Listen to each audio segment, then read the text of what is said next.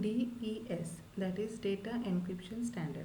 This is a block cipher which for the encryption takes 64-bit of plain text as input and convert it into 64-bit of ciphertext. The key available originally is of 64 bits, which is first converted to 56-bit and then applied to the encryption algorithm. Now let us see how this key is converted to 56 bits. Suppose this table represent the bit positions of the 64-bit key. So from this, the keys which the bits which are at the positions 8, 16, 24, 32, 40, 48, 56 and 64 are eliminated. So total 8 bits are discarded, and after discarding these 8 bits we get this 56-bit key. Now let us have a look at the algorithm. So first the plain text is applied to initial permutation, which is then divided into two parts which undergo 16 rounds where the converted key is used. It is then applied to final permutation, which gives us the ciphertext. Now let us see each block in detail. During the initial permutation, what happens? It is nothing but the jugglery of bit position. Suppose this table represents the bit positions of the 64-bit plain text, which is applied to the initial permutation. So after initial permutation, the positions are changed in this way. So you can see there that first 8 bits are written in the last column as 1, second bit is written here, then third, then 4th, 5th, 6th and 7th. Then next 8 bits are written in the next column, say 9, 10, and this way you can complete the entire table. So initially, if the positions were 1, 2, 3, 4 till 64, then after permutation the bit positions become 58. 58 bit comes to the position first, 58 bit comes to the position 2 and 7th bit comes to the position last. Now next part. So these 16 rounds consist of these steps: first key transformation, expansion permutation, S box substitution, P box permutation, XOR and swap. So let us see first, that is key transformation. So available key is 56 bit. So we divide it into two parts of 28 bit each, and each part is rotated through left.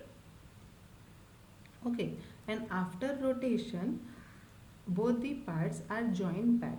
Okay, now how many times the left rotation take place? So it depends on which round is going on. If the round number is 1, 2, 9 or 16, then only one rotation. For the remaining rounds, two rotations. So after this two parts are joined back, we again get 56 bit. From that 48 bits are selected. How they are selected? So the 56 bits that we have, in that the bit which is at 14th position is written first, the one which is at 17th position is written second, then 11th position is written third and so on. Now let us see next round, that is expansion permutation. So in expansion permutation, what we are doing, we are expanding the RPT. So we are working only on RPT, we have not touched LPT yet. So the RPT is 32 bit. It is divided into 8 blocks, each of 4 bit. Now we need to expand each block into 6 bit. So how it is done? So the middle bits are taken as it is. Okay, you can see here they are taken as it is, and the last two bits are taken from the next and previous block. So for the block 1, the middle bits are as it is, the last bit is taken from the first bit of next block, and the first bit is taken from the last bit of preceding block. So as block 1 doesn't have any preceding block, it is taken from block 8. Similarly for block 2, the middle bits are as it is. The first bit is taken as last bit of previous block, and the last bit 9 is taken from the first bit of next block, and this way we can expand all the blocks. So after expansion we combine them all back and we get 48 bit RPT. So this 48 bit RPT and 48 bit key are XORed together, and the XORed RPT is applied to the S box. Now let us see S box substitution. So the input to X box is 48-bit XORed RPT.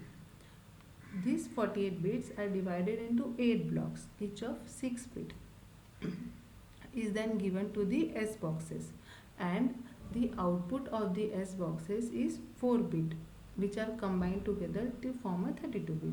Now the question is how S boxes convert 6 bits to 4 bit. Let us see it. The S boxes are nothing but the substitution boxes which have 4 rows and 16 columns. Here is the sample of an S box. Now the input to the S box is 16 bit, bit 1 to bit 6. So the last two bits will define the row, and the bits which are in between will define the column. So if the bits are, for example, the 6 bits are 1 1 0 0 0 0, then the last two bits, that is 1 0, will define the row. So in decimal it becomes 2, and 1 0 0 0 will define column. So in decimal it becomes 8. Now intersection of 8 and 2, 8th column and second row. So what is at the intersection? 15. So the decimal equivalent of 15 becomes your output. So decimal equivalent of 15 is 111. So output becomes 1111. Now after S box, the next step is P box permutation. This is very simple. So the 32-bit output of S box substitution is given to the P box permutation table. This is the standard P box permutation table, and the bit positions are replaced as per this table. That is, the bit which is at 16th position is written first, then which is at 7th position is written next, and so on. And this way we get a 32-bit permuted output. Now next is XOR and swap.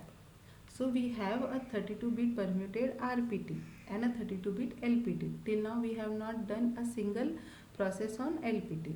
Now both these are XORed, and the XORed output becomes new RPT. Okay, this becomes the new RPT, that is the RPT for the next round, and the old RPT, that is before we started the round, that was your old RPT, that becomes the new LPT for the next round. Hence it is called as XOR and swap. So what we have done, we have swapped the old RPT with the new LPT. So now you will take new LPT and RPT, and the process is repeated. How many times? 16 times. And after all the 16 rounds are completed, LPT and RPT are combined together, which will form a 64-bit output, which is applied to the final permutation stage. So in final permutation, this is the table, and as per this table, the bits are again permuted. That is, the bit which is at 48th position will be now written first, then which is at 8th position will be written next, and so